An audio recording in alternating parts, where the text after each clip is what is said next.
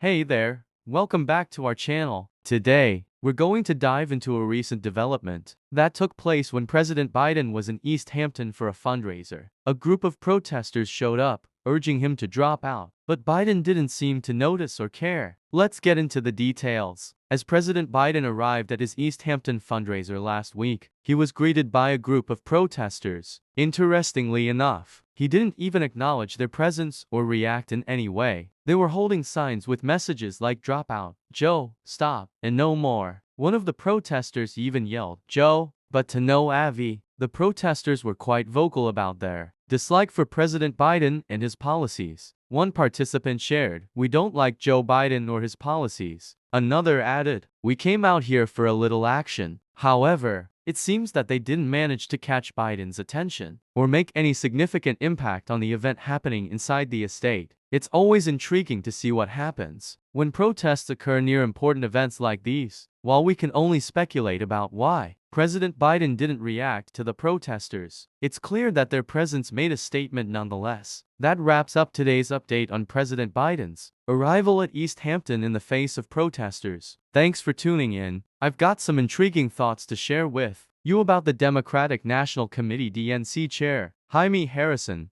As a member of the Democratic National Committee, Harrison is responsible for coordinating the party's presidential nominee and its platform. Now, here's where things get interesting. During a recent virtual town hall, Harrison seemed to gloss over Biden's debate performance, stating that we shouldn't just look at debate performances when considering a candidate. While this may seem like a reasonable stance, it's important to note that Biden's debate performances have been quite controversial. In one instance, Biden appeared to be staring at his watch during a discussion about the Constitution with Kamala Harris. In another debate with Donald Trump, Biden even admitted to not being able to remember what he said just moments earlier. Considering these incidents, and Biden's seeming confusion during speeches and press conferences, Jaime Harrison's stance on dismissing debate performances seems questionable. So, what do you think? Is Jaime Harrison downplaying Biden's debates? Let me know your thoughts in the comments below. And if you enjoyed this video, don't forget to give it a thumbs up. We have some interesting news to share with you. It seems that President Biden is seeking to reassure his donors after admitting he didn't have a great debate night on June 27,